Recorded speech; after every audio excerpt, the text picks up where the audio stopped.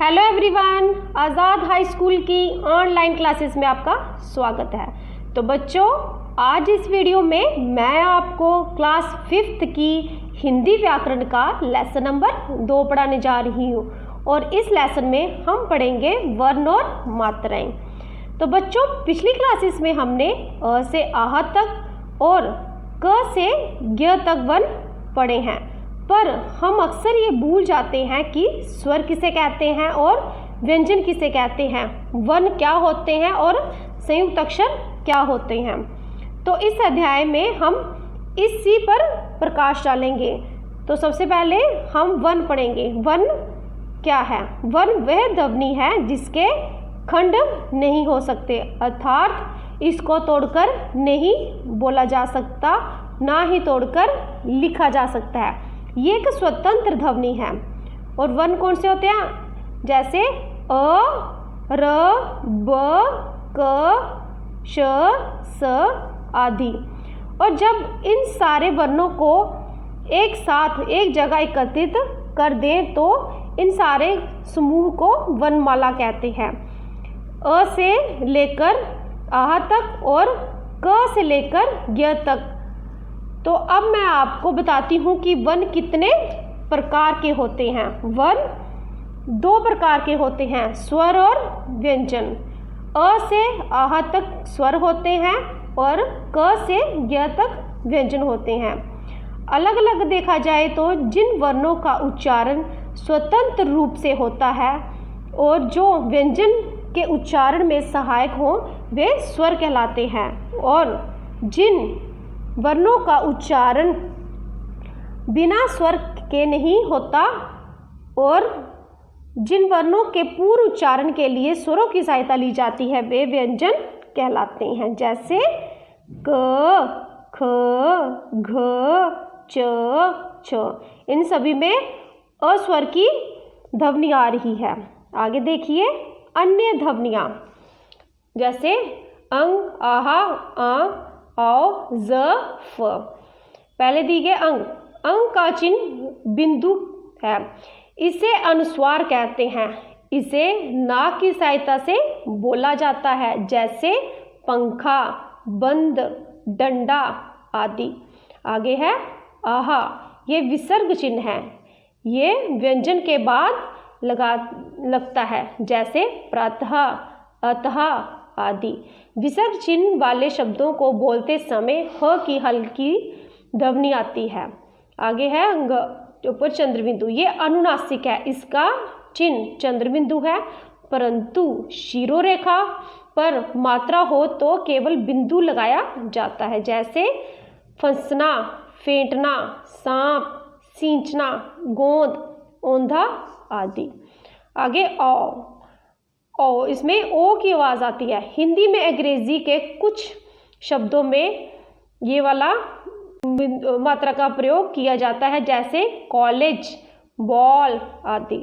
ज और फ का प्रयोग दूसरी भाषा से आए हुए शब्दों में हो रहा है, जैसे मेज, फोन, खजाना, फाइल आदि।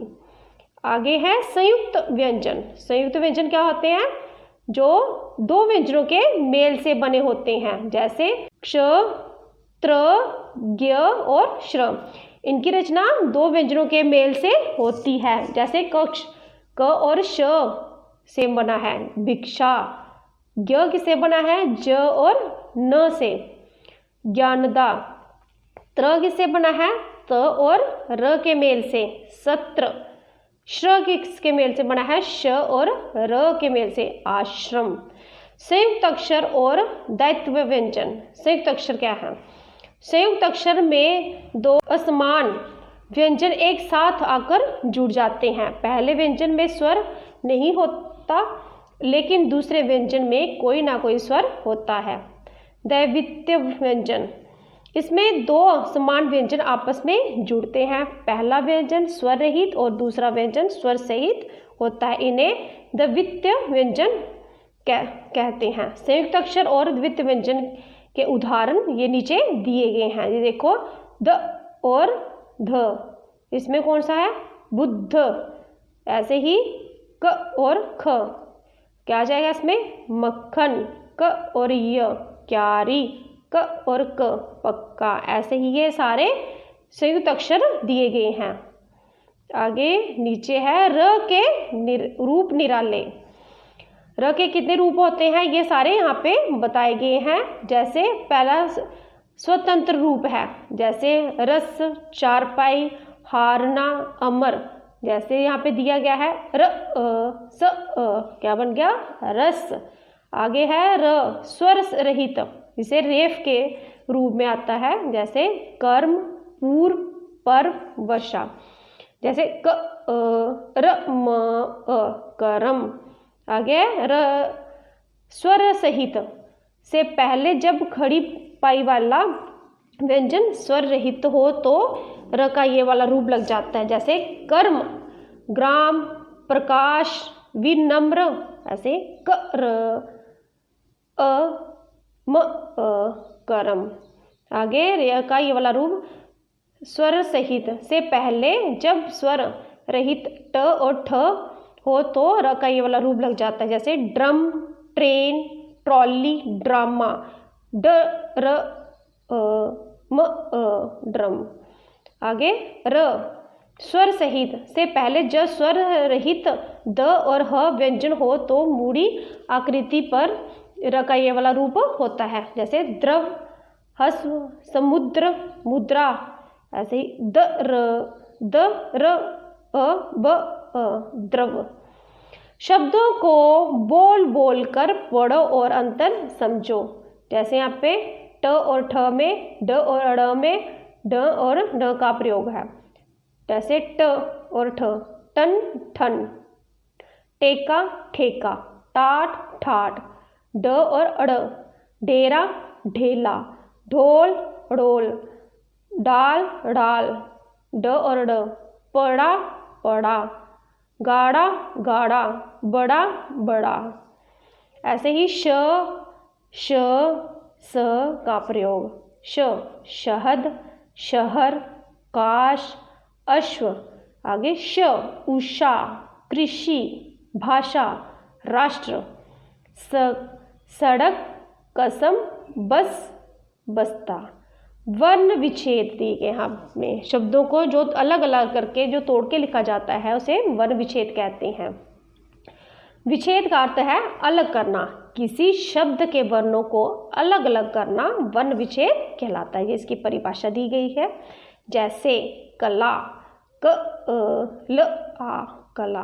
कृषि, क री श ई कृषि। ढोलक, ढ ओ ल क ढोलक। राहुल, र आ ह उ ल राहुल। आगे यहाँ पे दिया गया है कि हमने पीछे पूरी जो उसमें बुक में क्या पढ़ा एक्सरसाइज में, ये में बताया गया है कि हमने क्या समझा है। भाषा की सबसे छोटी इकाई ध्वनि का बोला और लिखा गया रूप को वर्ण कहते हैं। वर्णों के व्यवस्थित समूह को वर्णमाला कहते हैं। जब स्वर व्यंजन के साथ जुड़ते हैं तो मात्रा के रूप में आते हैं। किसी शब्द को अलग अलग करके लिखना वर्ण विच्छेद कहलाता है। क्ष, त्र, ज्ञ, श्र संयुक्त व्यंजन है। संयुक्त अक्षर में दो असमान व्यंजन, पहला स्वर रहित दूसरा स्वर सहित, एक साथ आते हैं। द्वितीय व्यंजन में दो समान व्यंजन, पहला स्वर रहित दूसरा स्वर सहित, एक साथ आते हैं। आगे है आओ जांचें, जिसकी एक्सरसाइज दी गई है। इन संयुक्त व्यंजनों से बने दो दो शब्द लिखो। हमने इन्होंने शब्द दिया गया है, वर्ण दिया है, हमने इनके दो दो शब्द बनाने हैं। यहाँ पे दिया गया है क्ष, पहले क्या आएगा यहाँ पे? क्षमा। आगे क्षत्रिय, ज्ञ का ज्ञान, ज्ञाता। त्र का त्रिशूल, त्रिकोण। आगे है श्र, श्रम और श्रमिक। आगे दिए गए हैं संयुक्त अक्षर और द्वितीय व्यंजनों से बने दो दो शब्द लिखो। जैसे आधा न और य दिया गया है, यहाँ पे लिखना दो दो लिखने हैं हमने खाली स्थान में। न्याय और न्यारी, स्तर और स्तुति। आगे दिया गया है द्य, विद्यालय और विद्या, स्व स्व स्वाद और स्वर। आगे दिया है गद्दा और रद्दी, मक्का और मक्खी। आगे है चम्मच और मम्मी। आगे है अन्न और गन्ना। दिए गए शब्दों को तालिका में सही जगह पर लिखो। जैसे प्रकाश, वर्षा, रस्सी, तिजोरी, ट्रेन, पर्वत, क्रिया। यहाँ पे र के 4 रूप दिए गए हैं, हमने छांट कर वहाँ पे खाली स्थान में लिख देना है। पहले वाले र के रूप में क्या आएगा? रस्सी, तिजोरी। दूसरा वाला र का रूप है जो सिर के ऊपर मात्रा आती है, यहाँ पे आएगा पर्वत और वर्षा।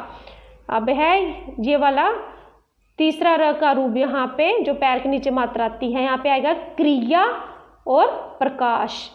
आगे है र का रूप, ये जो यहाँ पे आती है मात्रा, ये ट और ठ के नीचे यहाँ पे आएगा ट्रेन और ड्रामा। ये आती है मात्रा हमेशा ट और ड के नीचे।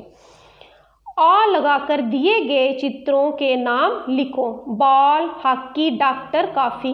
यहाँ पे हमने लिखने हैं जो चित्र दिए गए हैं, यहाँ पे दिखना है कि कौन कौन से चित्र के नीचे कौन सा शब्द आएगा। जैसे बॉल दिए गए हैं, बॉल लिखना है और फिर ओ की मात्रा लगानी है। आगे है डॉक्टर, तो यहाँ पे भी डा के ऊपर ओ की मात्रा। आगे दिया है हॉकी, यहाँ पे हम बच्चे हॉकी चला रहे हैं तो यहाँ पे हॉकी आएगा, ऊपर मात्रा आएगी ओ की, बिना सिर्फ चंद्र आएगा, बिंदु नहीं आएगा, जिसे और कहते हैं। आगे आएगा कॉफ़ी, यहाँ पे भी का के ऊपर आएगा।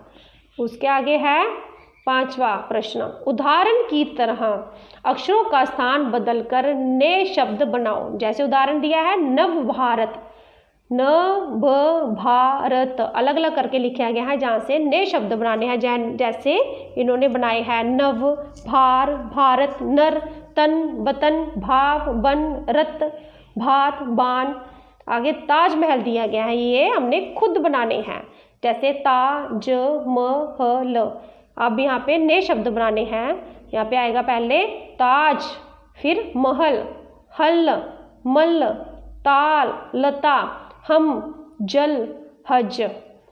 आगे है दिए 6वां प्रश्न है, दिए गए शब्दों के वर्ण विच्छेद करने हैं। यहाँ पे वर्णों को अलग अलग करके लिखना है। यहाँ पे शब्द दिए गए हैं, जैसे कबाट, लस्सी, तो पहले क्या आएगा ल, उसके नीचे हलंत, अ, फिर स हलंत, फिर स, फिर हलंत और फिर बड़ी ई। आ गया ख पाठ वर्षा, ब नीचे हलंत, फिर अ, फिर र हलंत और श हलंत, फिर बड़ा आ।